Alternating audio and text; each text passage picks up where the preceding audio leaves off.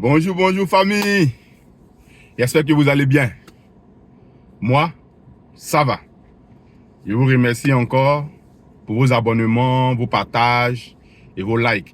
C'est vraiment important parce que ici, on analyse de façon terre à terre la politique africaine, la politique ivoirienne. Aujourd'hui, je viens vous expliquer un peu la vision. Peut-être vous me donnerez raison dans quelques temps. Le plan A du RHDP pour se maintenir au pouvoir. C'est très important. Ce sont des personnes, le RHDP, ils s'en foutent en réalité du peuple. Ce qui les intéresse, c'est maîtriser les hommes politiques. Ils se disent que s'ils ont maîtrisé les hommes politiques, le peuple ne va pas bouger, le peuple ne va rien dire. Mais je tenais à viser un peu les partis politiques, de faire vraiment attention. Parce qu'en 2025, là, on doit aller aux élections. Et les différents plans du RHDP, quand je regarde leur vision, je vous explique. Le plan le plus sûr, c'est que ils ont appris, ils savent, ils connaissent les réactions du FPI. Bon, pas le FPI, aujourd'hui le PPACI. Le PPACI, c'est la pièce maîtresse pour se maintenir au pouvoir. C'est-à-dire, soit ils font durer le suspense, et vers la fin, ils ne vont même pas mettre Laurent Gbagbo sur la liste électorale. Et comme on connaît les partisans de Gbagbo, et Gbagbo, il ne va pas se laisser faire. Il va avoir des marches. Ils vont rester sur ces marches-là, ou bien une désobéissance même. Une désobéissance du peuple. Et en ce moment-là, ils vont dire, bon, comme il y a les troubles dans le pays, on ne peut pas aller aux élections. Ça, c'est le plus grand point. C'est dessus qu'ils vont s'appuyer. Donc, faisons attention. D'aucuns diront que Gbagbo est venu encore, c'est lui toujours. Ils veulent salir le nom de Gbagbo. Gbagbo, c'est une personne qui a gouverné ce pays-là aussi. Donc, je suppose qu'il aime la Côte d'Ivoire. C'est pas bon de faire ce genre de trucs. Mais quand il s'agit de sauver le peuple, il faut qu'on arrive à déjouer le plan. On espère bien que ils mettront le président Laurent Gbagbo sur la liste électorale. Mais si ce n'est pas le cas, je vais demander au président Gbagbo de préparer quelqu'un pour aller aux élections. Vous avez vu ce que la désobéissance sociale a fait? Il y a des choses qui marchent chez les Blancs. Là. Chez nous, ça ne marche pas ici. Chez nous, là, ça ne marche pas. On a dit non, on ne va pas aux élections, croyant qu'on allait... comment on dit, c'est le mot là même, c'est quoi même?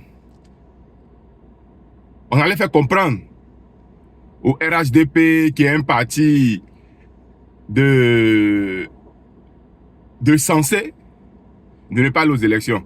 Et ils ont trouvé une formule, ils ont pris KKB là-bas. Ils sont allés aux élections, ils ont gagné. Ils sont allés aux élections, KKB, ils ont gagné.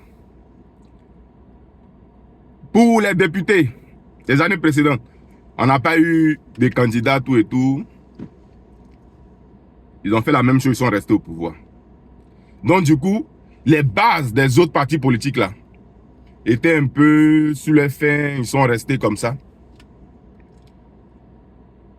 Et aujourd'hui, l'Assemblée nationale là, c'est pour eux encore. Ils ont commencé. C'est-à-dire, tout ce qu'on dit là, eux, ça ne les intéresse pas.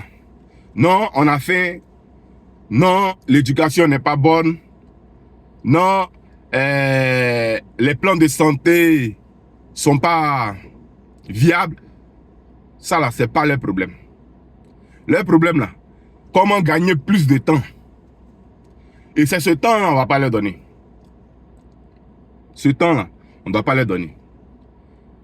Vous voyez, quand ils prennent la parole, c'est pour venir parler du président de l'appel de Bonois. Vous avez vu la sortie de Mamadou Koulibaly, mais Mamadou Koulibaly encore. Mamadou Touré et Adjoumani. C'était ça leur point. C'est-à-dire leur stratégie est basée là-dessus. Et moi, je vais dire au pépé, au papa, Laurent Gbagbo, d'être vigilant. Faut pas qu'on te prenne encore comme un instrument de division. Comme l'instrument qui, à chaque fois qu'il est là, il y a la guerre. Les trucs sont déstabilisés. Ils vont l'appeler le déstabilisateur. Ça veut dire, depuis son retour à la haie, il n'a pas changé. C'est comme ça, ils pensent. Donc, ils vont beaucoup jouer là-dessus.